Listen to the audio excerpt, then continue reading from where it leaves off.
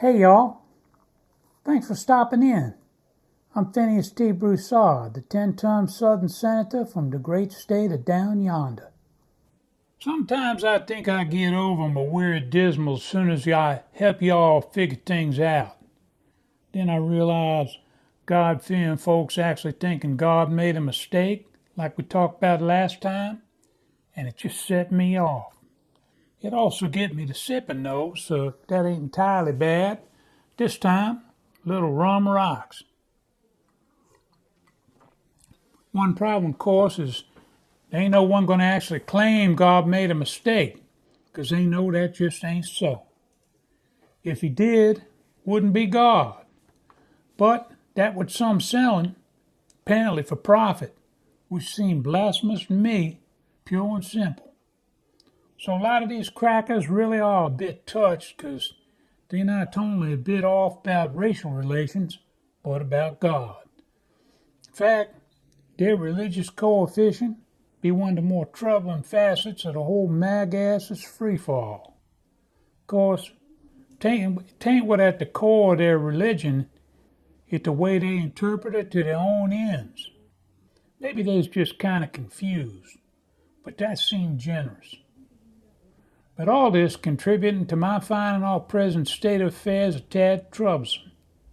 It got me to thinking there's a lot of related issues and interconnected trade-offs, and of course, it got me to thinking we got to have ourselves another little chit-chat. Like when a good friend of Abigail's asked her rich and religious conservative sister and brother-in-law for help caring for their infirm elderly mother, and the sister come back with, well, we're going to have to pray on it all and talk to our CPA about it. Of course, that's the point where any polite and tactful individual looking for a positive outcome might want to bite their tongue and count to 100. In this case, maybe to 1,000. But while being polite don't cost nothing, when it comes to matters of principle and consequence, like caring for your own mother, I ain't the kind of man who care much about being polite or tactful. In fact, I'm more inclined to say, let's cut the horses here while you getting out your checkbook. And if your CPA advising anything else, fire him with my condolences that he don't love his mother neither. Which to say, I find it especially discouraging when some hiding behind God to justify their most ungodly choices. We talked about cognitive dissonance, remember? That sense of discomfort you get inside when you're doing Olympic-worthy contortions trying to explain to yourself what you know require complete disregard for logic, for soul.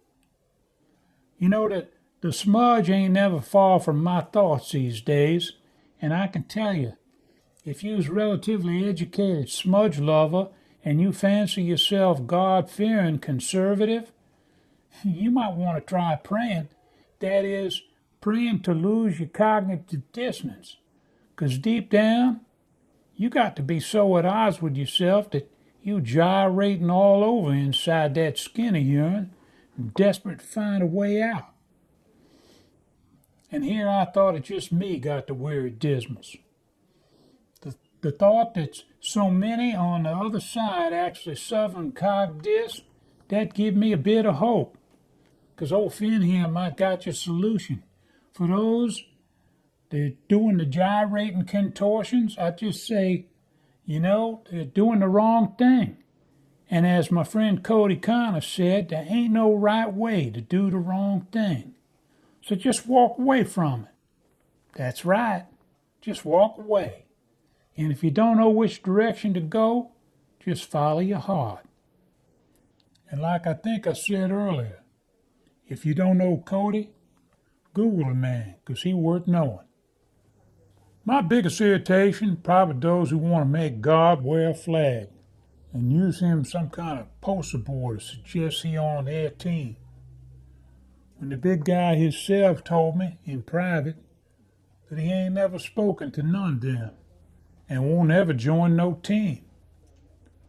especially when they want to bleach his skin like Michael Jackson and make him wear blue eye contacts, and they want to force him to attend school regular, including all my great-grandkids' classrooms like he's just 6, but also 8, and 10, and 11, and 15. He said it because they think he need to get re-educated because he made a mistake by putting all these people of color here. And he told me himself, they think he need their help fixing his mistakes, all when they clearly ain't learned none of his main messages about loving your neighbor, no passing none of his tests, like getting along with one another. But I can tell you this, these white Christian nationalist redneck crackers are making money off believers by touting Jesus as a blue-eyed white man like he's some kind of Louisiana Republican in King Herod's court, rather than a dark-skinned Middle Eastern Jew. And more important still, for many thousands of years, in hundreds of cultures all over the world, not one ever claimed God made a mistake. Nowhere in any version of the Bible, not in the Quran, not amongst Muslims, Hindus, Buddhists, or whatever authoritative manifesto ever concocted by whatever deep thinker or nut job so inclined with his own interpretation or agenda. But some folks honestly believe God made a mistake. I suppose God must have been getting a bit confused himself, with so many people of color sometimes walking 6 hours a day, carrying gallons of water just to cook with and bathe in, while still answering nothing of him. Then a lot of these white whiners who keep bending his ear to save America from some threat that don't even exist. I'll tell you, if you give them even God a bad case of the weird dismals, it's like the first rule when you in a hole. Stop digging, because God may decide to confiscate your shovels, maybe even your ropes after what you've done to the Turners and many thousands of others. You know, denial has been a long-term strategy for many. Jews don't recognize Jesus as the Messiah. Protestants don't recognize the Pope as the head of the Christian church or faith. And Baptists don't even recognize one another coming out the Chit Club. And we all drinking our own Kool-Aid. I ain't sure which denial more understandable, but it's enough to make you wonder if anything makes sense.